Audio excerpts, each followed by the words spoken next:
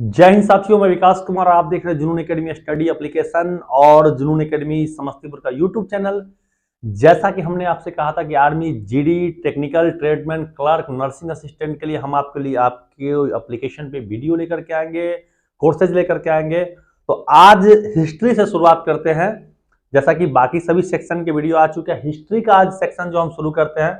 सबसे पहले इतिहास के बारे में जानेंगे कि इतिहास की उत्पत्ति कैसी हुई, फादर ऑफ हिस्ट्री कौन है, पढ़ना क्या क्या है, ये सभी चीज हम आपको देखेंगे इस वीडियो के अंतर्गत। ठीक है, सबसे पहले जो है बात करते हैं कि जो जवान जुनून एकेडमी समस्तीपुर के जुनून एकेडमी स्टडी एप्लीकेशन को अपने मोबाइल में डाउनलोड नहीं किए हैं तो उसको डाउनलोड कर लीजिएगा, ताकि आपको जो है एग्जाम की तैयारी करने में काफी सहायता होगी।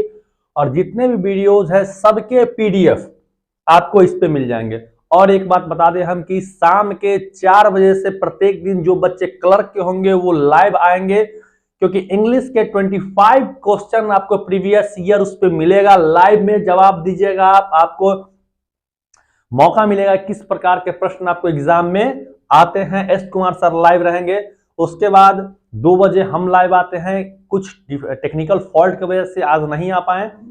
ठीक है, और उसके बाद मैं बता दूं आपको कि शाम के 6:30 से जो है जीडी का मॉडल सेट प्रत्येक दिन लाइव होगा। मतलब सभी कोर्स आपको एप्लीकेशन पे मिल जाएंगे। ज्यादा समय नहीं गंवाते हैं, चलिए शुरू करते हैं इतिहास से। सबसे पहले चलिए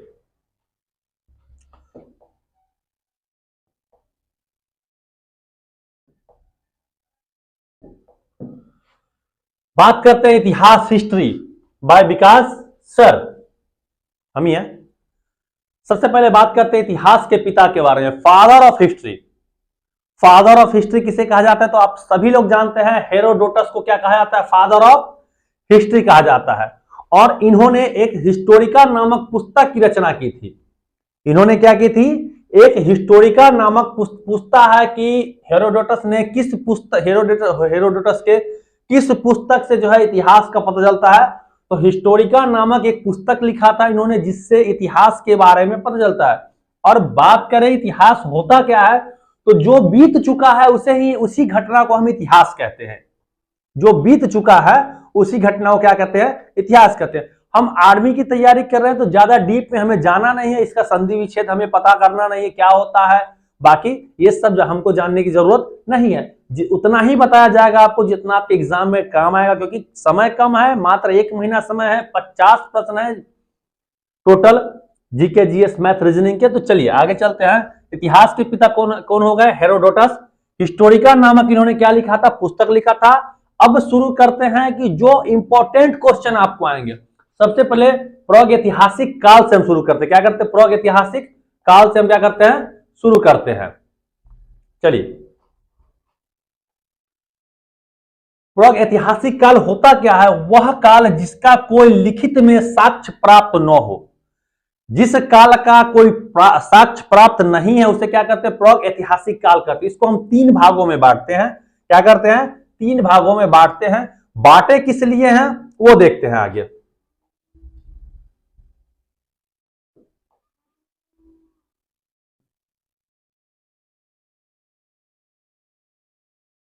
चलिए, पहला है पुरापाषाण काल, दूसरा मध्यपाषाण काल, तीसरा नवपाषाण काल। तो पुरापाषाण काल का अगर काल देखा जाए तो अज्ञात काल से, जिसका कोई वर्णन नहीं है, 10,000 ईसा पूर्व तक। मध्यपाषाण काल का 10,000 से 40,000 ईसा पूर्व तक। और नवपाषाण काल का ये 4,000 होगा, यहां पे कुछ मिस है, 10,000 से 4,000 और आगे है 4,000 से 2,500 ईसा पूर्व तक। अब एक बात बताएं आप लोग, 2,500 के बाद कौन सा काल शुरू होता है, ध्यान है आपको सिंधु घाटी सभ्यता 2,500 से शुरू होती है, ध्यान रखेंगे, 1750 से 2,500 तक। ठीक, तो एक बात देख लीजिए यहां पे कि ये इसलिए बताया जाएगा क्योंकि आपके आर्मी के एग्जाम में जो इंपॉर्टेंट प्रश्न आते हैं वो क्या आते हैं कि आग का आविष्कार जो है सो किस काल में हुआ। आर्मी के एग्जाम में जो प्रश्न आते हैं वो क्या आते हैं, आग का आविष्कार किस काल में हुआ। तो क्या हो जाएगा, पूरा पाषाण काल में हुआ। कितना VVI प्रश्न ये रहा आपके लिए कि आग का आविष्कार किस काल में हुआ था? पूरा पाषाण काल में हुआ। सेकेंड में आएगा पहिए का आविष्कार किस काल में हुआ? तो नव पाषाण काल में, जो आपके लिए बेहद जरूरी है। आग का आविष्कार पूरा पाषाण काल में, पहिए का आविष्कार नव पाषाण काल में। अब आगे देखते हैं हम, मनुष्य ने घर बनाना कब शुरू किया? मनुष्य ने घर बनाना कब की प्रवृत्ति कब स्टार्ट की? तो वो भी नव पाषाण काल में। समझ लीजिए, आग का आविष्कार पूरा पाषाण काल में, पहिए का आविष्कार नव पाषाण काल में, मनुष्य ने घर बनाना कब शुरू किया या प्रवृत्ति कब आई उसमें? तो ये भी नव पाषाण काल में। सबसे VVI के कृषि का आविष्कार कब हुआ? तो कृषि का आविष्कार भी नव पाषाण काल में हुआ। जितने भी टॉपिक आपको लाए जाएंगे, टॉपिक जब समाप्त हो जाएगा तो आपको एक जो है सो आधे घंटे का जो है वीडियो आएगा, जिसमें आपको उस टॉपिक से रिलेटेड प्रश्न रहेंगे। ठीक है, तो आप अगर समझ रहे होंगे अच्छे से तो आप लोग जो है कमेंट जरूर करें। कृषि का आविष्कार कब हुआ? नव पाषाण काल में। आप ये आर्मी, GD, TDN, NA सभी ट्रेडों के लिए GK GS है, ध्यान रखेंगे। ठीक है, चलिए आगे। मनुष्य ने कुत्ते को सबसे पहले पालतू बनाया इसी काल में। समझ लीजिए, मनुष्य ने सबसे पहले जो है कुत्ते को पालतू बनाया इसी काल में। अगला है, पूरा पाषाण काल में जीविका का मुख्य आधार क्या था? शिकार था। पूरा पाषाण काल में जीविका का मुख्य आधार क्या था? शिकार था। आगे चलते हैं,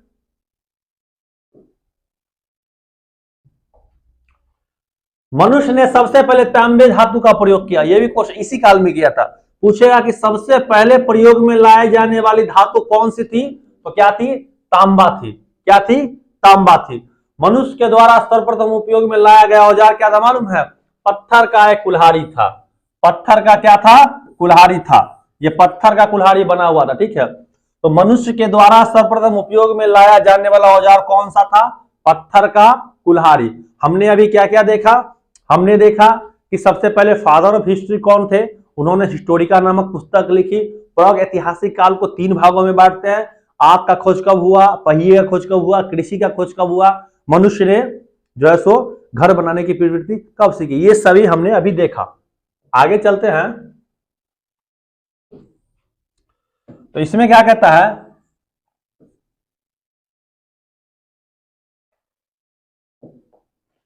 कृषि का प्रथम साक्ष्य कहां से मिलता है पूछेगा, तो मेहरगढ़ से कृषि का क्या मिलता है? प्रथम साक्ष्य मिलता है। समझिए, इसी काल में जो मिला था, मेहरगढ़ से क्या मिला था? कृषि का प्रथम साक्ष्य। ये आपको सिंधु घाटी सभ्यता में भी देखने को मिल जाएगा, जो कि मेहरगढ़ कहां है वर्तमान में? पाकिस्तान में है। मेहरगढ़ कहां है? पाकिस्तान में। अगला कहता है कि मनुष्य के द्वारा बोई गई सबसे पहली फसल क्या थी? जौ थी, जिसको यब भी कहा जाता है। समझिए, मनुष्य के द्वारा बोई गई सबसे पहली फसल जो थी वो जौ थी, जिसको क्या बोलते हैं हम लोग? यब भी बोलते हैं। क्लियर हो चुका है यहां तक? आगे चलते हैं, चलिए।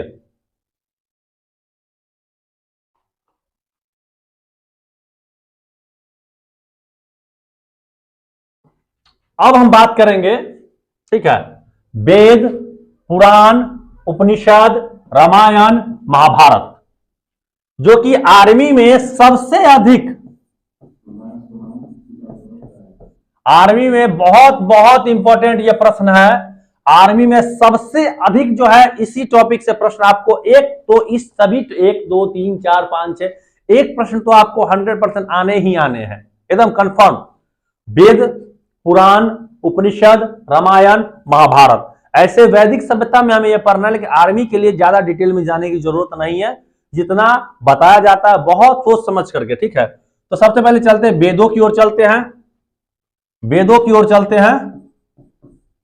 वेदों के बारे में क्या कहा गया है कि वेद की रचना किसने की? तो महर्षि वेद व्यास ने वेद की रचना की। अगर आपसे पूछे कि वेद की रचना किसने की, तो किसने की? महर्षि वेद व्यास ने वेद की रचना की थी। ठीक है, एकदम ध्यान से रखेंगे, महर्षि वेद व्यास ने वेदों की क्या की? रचना की। ठीक है, अब जो है कौन से काल में की गई? पूछे कब? तो 1700 से 1500 ईसा पूर्व के समय में यह वेदों की रचना हुई। वेदों की रचना कब हुई? 1700 से 1500 ईसा पूर्व में वेद की रचना हुई। वेदों की संख्या की बात करें अगर हम तो कितनी है पता आपको? वेदों की संख्या जो है क्या है? वेदों की संख्या 4 है। क्या है? 4 है। और जो है वेदों की रचना सरस्वती नदी के किनारे हुई। सरस्वती नदी के किनारे, ध्यान रखेंगे। आगे हम देखते हैं, पता चल जाएगा हमें। वेदों की रचना महर्षि वेदव्यास ने काल 1700 से 5000 ईसा पूर्व। आगे देखिए,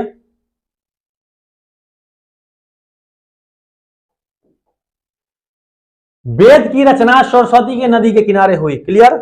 हमने आपको अभी कहा था वेद की रचना जो है सरस्वती नदी के किनारे हुई। वेदों की संख्या कितनी है? ध्यान दीजिए, वेदों की संख्या कितनी है? तो वेदों की संख्या जो है वो 4 है। क्या है? वेदों की संख्या क्या है? 4 है।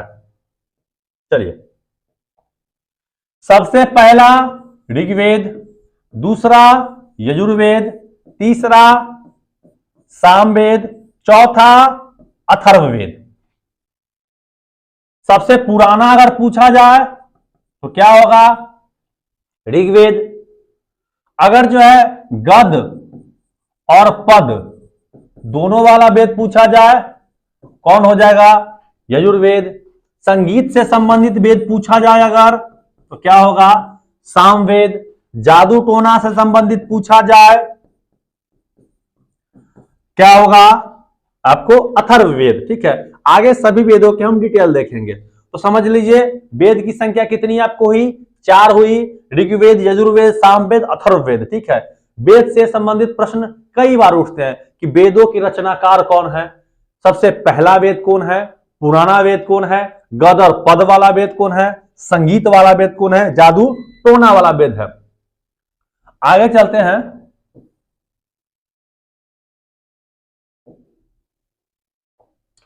सबसे प्राचीन वेद ऋग्वेद। क्या है? सबसे प्राचीन वेद ऋग्वेद। चलिए, ऋग्वेद में मंडलों की संख्या अगर देखी जाए तो कितनी हो जाएंगी? 10।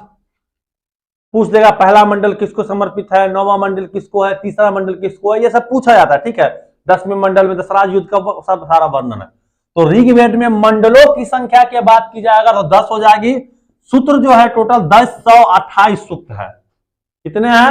1028। वेदों की संख्या 4, ऋग्वेद में मंडलों की संख्या 10, सूक्तों की संख्या जो है सूक्तों होगा ये 1028। ऋचाएं जो हैं पुरानी वाली में 10,462 और नए वाले में 10,580।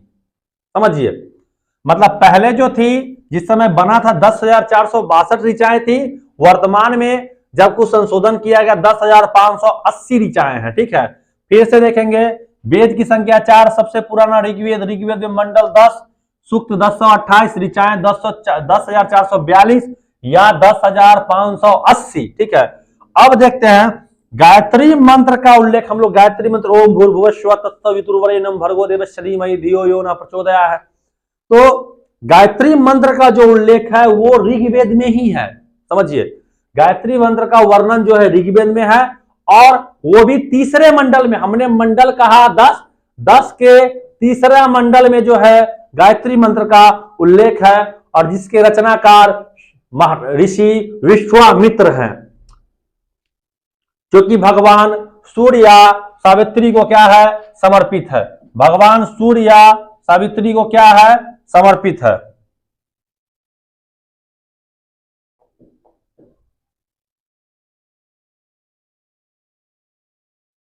फिर से समझिए, गायत्री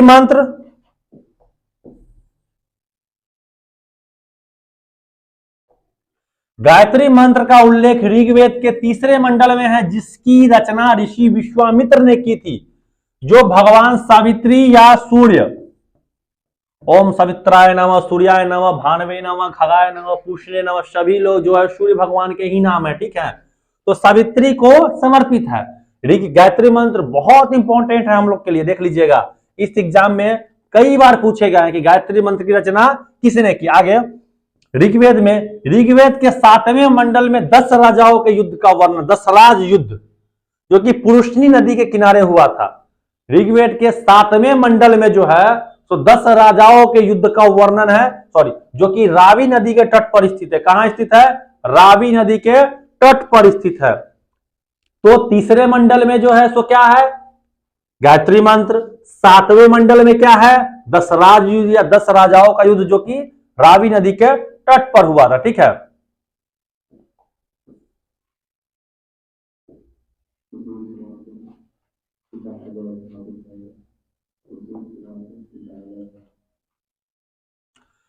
और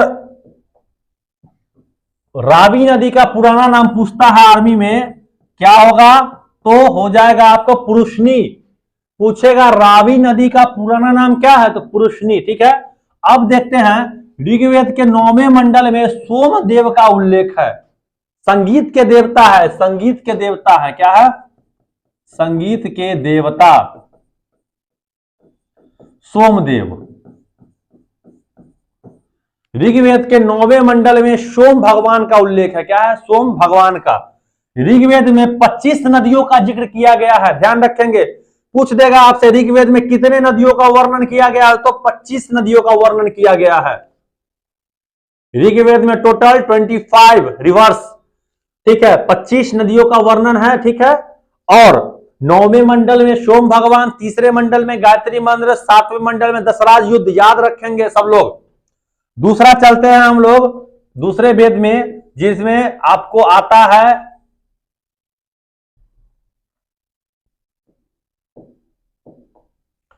यजुर्वेद। यह गद और पद दोनों वाला वेद है। पूछ देगा आपसे गद और पद दोनों वाला वेद कौन सा है, तो यजुर्वेद है। ठीक है, जिस एक है कृष्ण यजुर्वेद, दूसरा शुक्ल यजुर्वेद, दो है। ठीक है, दोनों मिलकर बनाते हैं यजुर्वेद।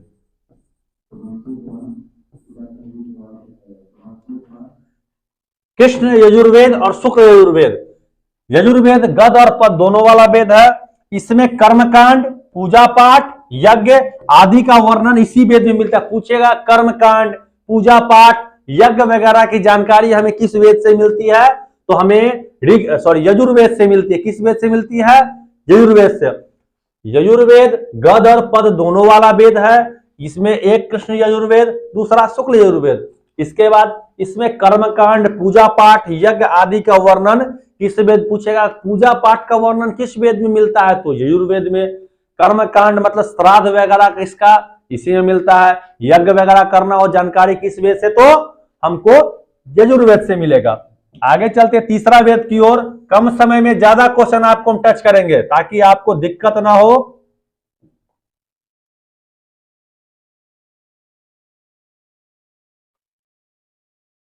तीसरा है सामवेद।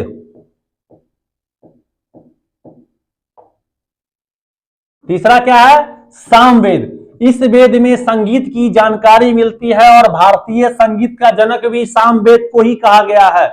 भारतीय संगीत का जनक भी सामवेद को ही कहा गया है और सामवेद से ही संगीत का जानकारी मिलती है। समझ लीजिए, जो जरूरी चीज आपके लिए आर्मी के एग्जाम में ज्यादा डिटेल में जाने की जरूरत नहीं है। जितना प्रश्न पूछा गया है या पूछा जा सकता है उसी के बारे में हम आपको बताएंगे।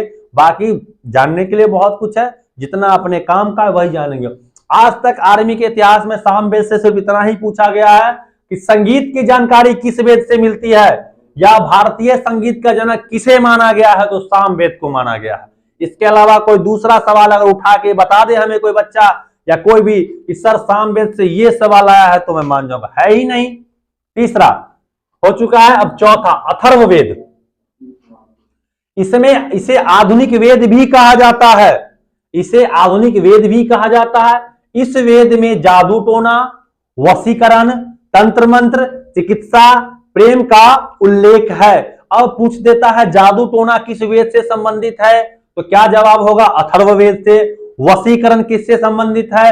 किसी को अपने वश में कर लेना, इसी वेद में। तंत्र मंत्र की जानकारी किससे है? अथर्ववेद में। चिकित्सा संबंधित जानकारी किसमें है? तो अथर्ववेद में। प्रेम का उल्लेख भी है इसमें।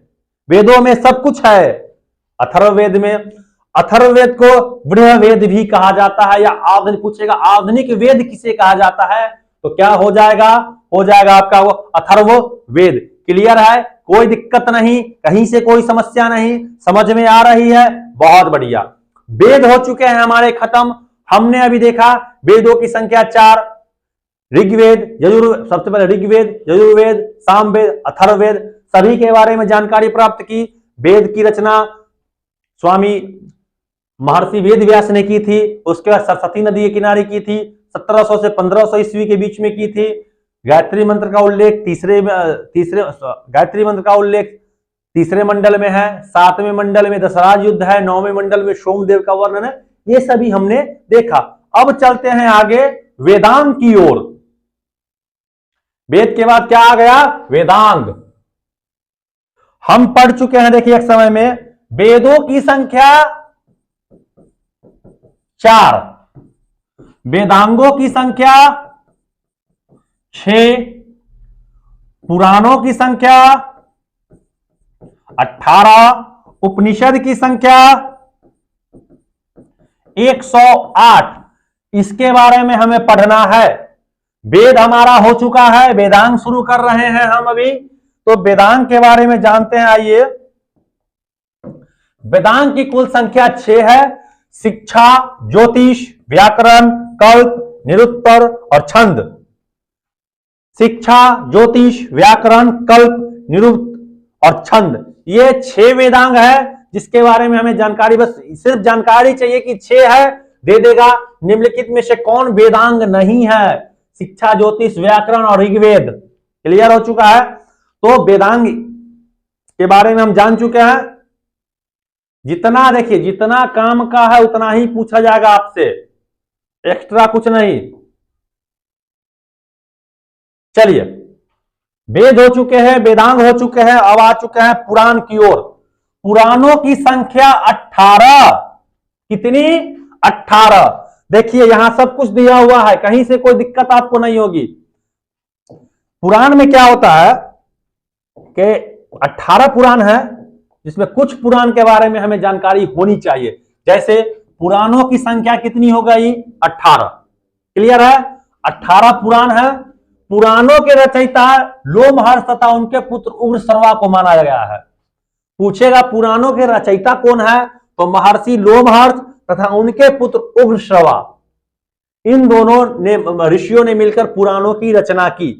लोमहर्ष तथा उग्रश्रवा, इन दोनों ने क्या किया, जो है सो पुराणों की रचना की। अब देखते पुराणों में सबसे प्राचीन पुराण जो है वो मत्स्य पुराण है। यह क्वेश्चन कई बार आर्मी के एग्जाम में आ चुका है। बहुत बहुत जरूरी है, बहुत बहुत जरूरी इसलिए है क्योंकि ये आ चुका है। पूछेगा सबसे सबसे प्राचीन पुराण के बारे में बताइए, तो क्या हो जाएगा? आपको हो जाता है मत्स्य पुराण। क्या हो जाएगा? मत्स्य पुराण। उसके बाद कुछ वंश है, मौर्य वंश, गुप्त वंश, सातवाहन वंश, ये सभी के नाम हम लोग जानते हैं। तो विष्णु पुराण जो है, पुराणों में से एक विष्णु पुराण है जिसका संबंध मौर्य वंश से है। पूछ देगा निम्नलिखित पुराणों में से किस पुराण का संबंध मौर्य वंश से है, या मौर्य वंश का संबंध किस पुराण से है, तो क्या हो जाएगा? विष्णु पुराण। विष्णु पुराण का संबंध मौर्य वंश है, जिसकी रचना लोमहर्ष और उग्रश्रवा ने की थी। वायु पुराण का संबंध गुप्त वंश से है, जिसका श्री गुप्त थे, चंद्रगुप्त मौर्य,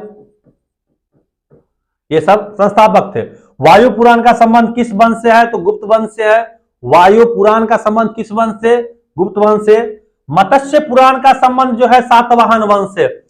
सबसे पुराना अगर कोई वंश है तो कौन सा वंश है? वो है आपको सबसे पुराना अगर कोई, वो तो ऑप्शन के हिसाब से हो जाएगा। अगर मौर्य सम्राट की बात की जाए, महाजनपद काल की, तो महाजनपद काल में सबसे पहले आया था हर्यक वंश, जिसके बिंबिसार थे। उसके बाद गुप्त वंश वगैरह सब है, ठीक है। उससे पहले 7 मौर्य वंश तो बाद में आए। इस तीनों में देखा जाए तो सबसे पुराना सातवाहन हो जाएगा। मत्स्य पुराण सबसे पुराना पुराण है। देखिए यहां दिया हुआ है पुराणों में सबसे अधिक प्राचीन पुराण कौन सा है, तो मत्स्य पुराण है। चलिए आगे चलते हैं, रामायण के बारे में जानकारी लेते हैं। अब रामायण, ठीक है। तो रामायण के रचयिता जिन्हें में राम भगवान का के बारे में वर्णन है। पूरा रामायण बहुत सारे कांडों में है, सुंदरकांड, उत्तरकांड। रामायण के रचयिता महर्षि वाल्मीकि हैं और यह रामायण घटना घटने से पहले यह लिखा गया था गंगा नदी के तट पर, ठीक है। तो रामायण के रचयिता कौन हो जाएंगे? महर्षि वाल्मीकि हो जाएंगे, याद रखेंगे, ठीक है। अब आते हैं महाभारत का। 18 दिनों में यह हुआ था युद्ध और जिसके रचयिता महर्षि वेदव्यास है। महाभारत विश्व का सबसे पुराना महाकाव्य है, विश्व का सबसे प्राचीन महाकाव्य। समझिए, विश्व का सबसे प्राचीन महाकाव्य कौन सा है? महाभारत, जिसके रचनाकार महर्षि वेदव्यास, यानी कि वेद, गीता, महाभारत के रचयिता, सब के रचयिता वेदव्यास महाराज है। क्लियर? समझिए, तो महाभारत का रचयिता कौन हो गए? महर्षि वेदव्यास। अब महाभारत का युद्ध जो है वो 18 दिनों तक चला था, पांडव और कौरवों के बीच चला था, भगवान श्री कृष्ण की लीला थी। महाभारत का प्राचीन नाम जय संहिता है। पूछता है, ये कई बार आर्मी के एग्जाम में आ चुका है, ठीक है, कि महाभारत का प्राचीन नाम क्या है?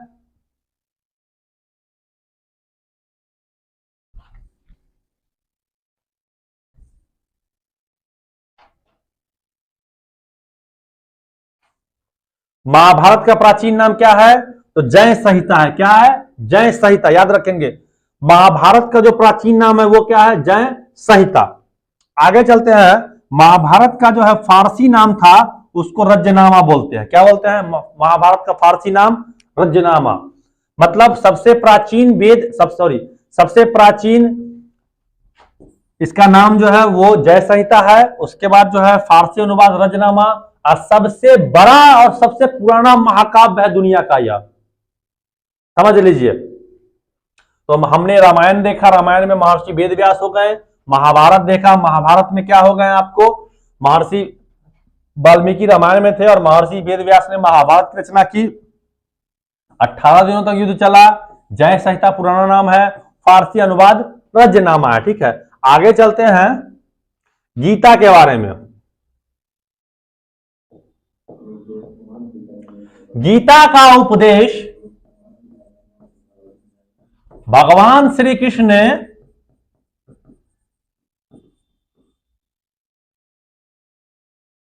युद्ध के दौरान, महाभारत के युद्ध के दौरान अर्जुन को दिया था, याद रखेंगे। गीता का उपदेश, क्वेश्चन आता है कि गीता का उपदेश किसने दिया था? श्री कृष्ण ने। किसको दिया था? अर्जुन को दिया था, ठीक है।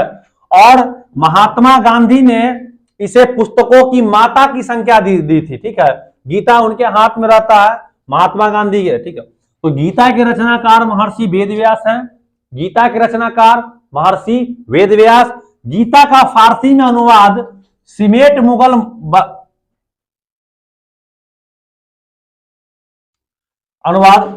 ने मुगल काल में किया।